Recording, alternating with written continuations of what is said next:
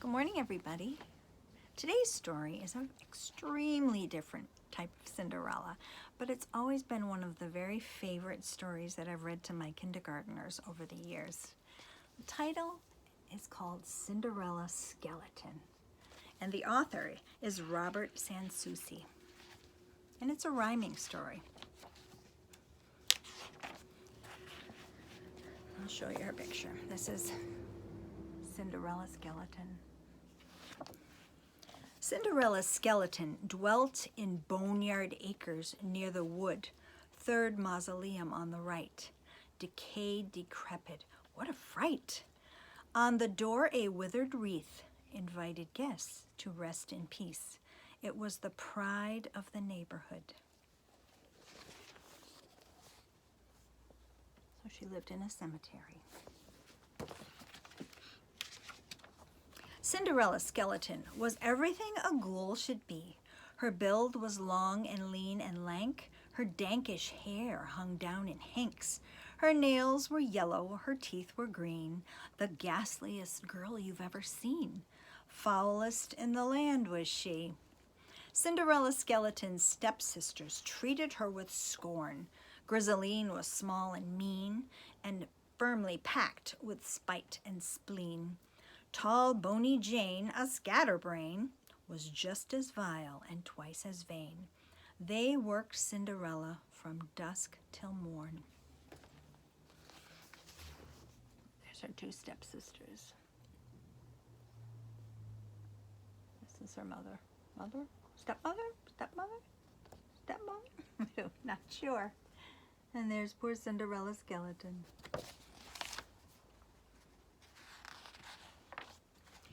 Cinderella's skeleton's stepsisters dressed in fancy clothes, but she had only hand-me-downs, the others torn and tattered gowns. Her shoes had worn-out tops and soles.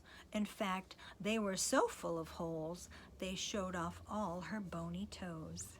Cinderella's skeleton asked for help with household chores, but stepmother's screech began to shout, "You're lucky I don't throw you out.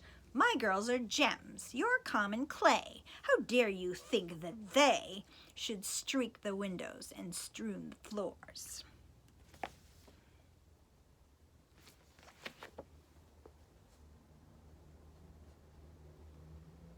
They're a scary looking bunch. Cinderella's skeleton, more disappointment lay ahead. Prince Charnel summoned one and all to his frightfully famous Halloween ball. When Cinderella begged to go, her stepmother sneered and told her, "No, you stay home and work instead." Cinderella's skeleton watched the others leave in a hearse, Screech in mournful bombazine, her girls in mildew green sateen. Then Cinderella made this vow, "I'll get to the prince's ball somehow. I'm taking action for better or worse." She looks so sad. There they go.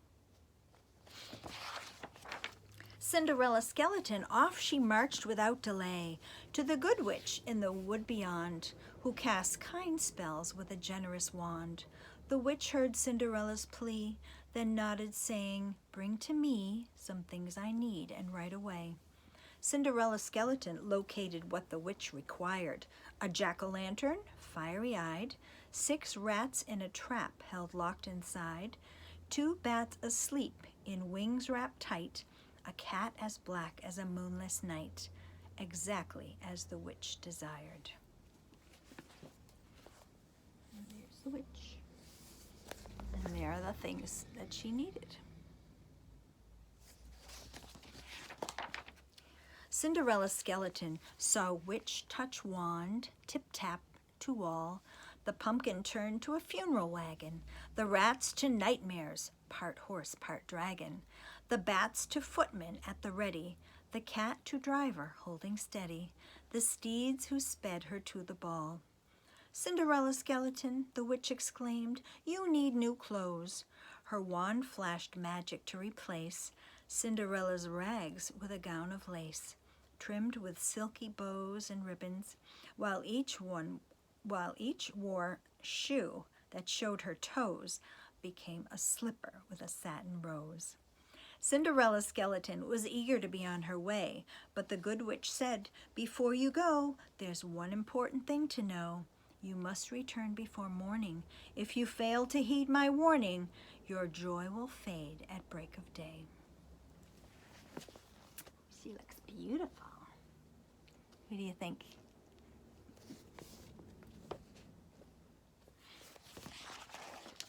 Cinderella's skeleton reached the ball and caused a stir.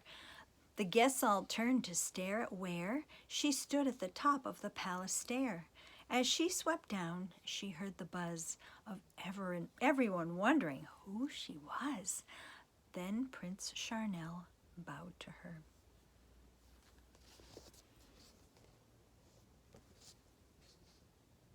That beautiful moon shining.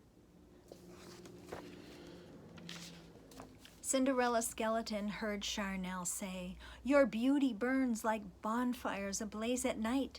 Your brightness fills me with delight. Dance with me, lady, I implore." She smiled, and he led her to the floor, where they waltzed with graceful dips and turns. What do you think, handsome prince?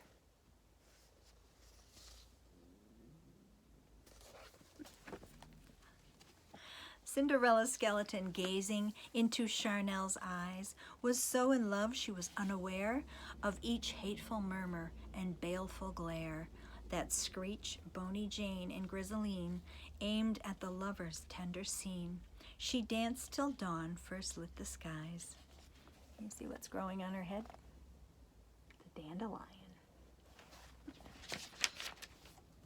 Cinderella's skeleton recalled too late the witch's warning. She broke from Charnel's dear embrace and hurried to escape the place. Charnel cried, "You're my answered prayer." But Cinderella fled down the stair, distressed how near it was to morning. Cinderella's skeleton, her haste, as haste will, brought mishap. As she ran for her waiting carriage, pursuing Prince, shouting offers of marriage, she stumbled once, giving Charnel time to grab her foot and cry, "You're mine." And then her foot came off with a snap. She did not lose her slipper. She lost her foot. I told you it was a different story. Cinderella's skeleton, ignoring the thump of her footless stump, reached her coach and cried, "Away! I must be home by break of day." They raced pell-mell past the palace gate. The prince kept pleading, "Lady, wait!" In his hand a foot, in his throat a lump. Cinderella's skeleton thought, though near dawn had nightmares sped, but morning caught them in mid-flight. Coach shrank to pumpkin in the light. Cats, rats, bats, skitter-flittered away.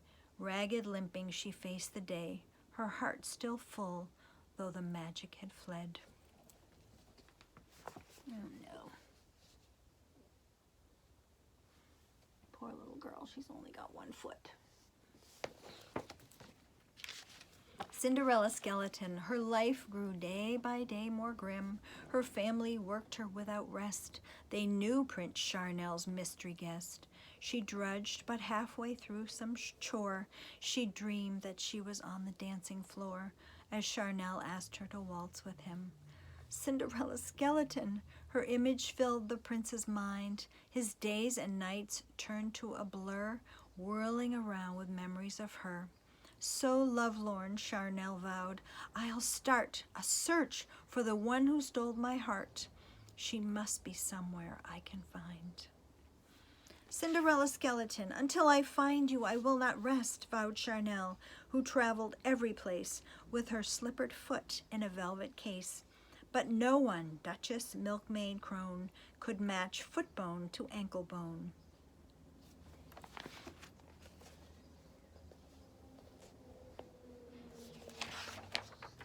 Cinderella's skeleton locked up when Charnel came to call. Screech pulled off her girl's Screech pulled her girl's feet off, 1, 2, saying, "Wire or glue, you're good as new. Surely it's worth this sight distress for the chance to become a true princess. Now hurry, the prince is in the hall." Cinderella's skeleton picked a lock with a longish pin. She heard Charnel's voice, his gentle tones, drowned by her sister's wails and moans. Bony Jane's ankle was too large and thick, and Griseline's was thin as a withered stick. Then Cinderella came limping in.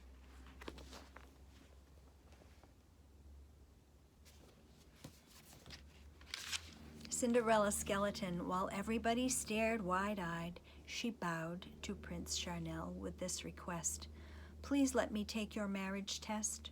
Her foot bone snapped on and held fast. Charnel shouted, "A match at last! Here is my promised princess bride."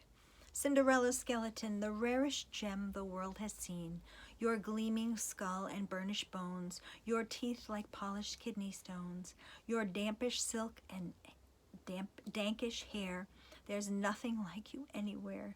You make every day like Halloween. I think he really was in love with her. And her foot fit.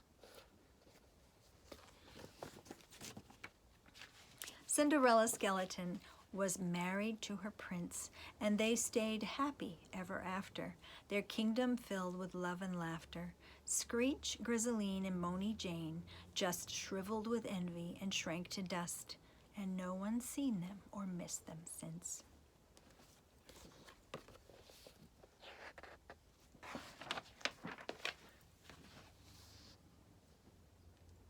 Is the dandelion? So a very different story.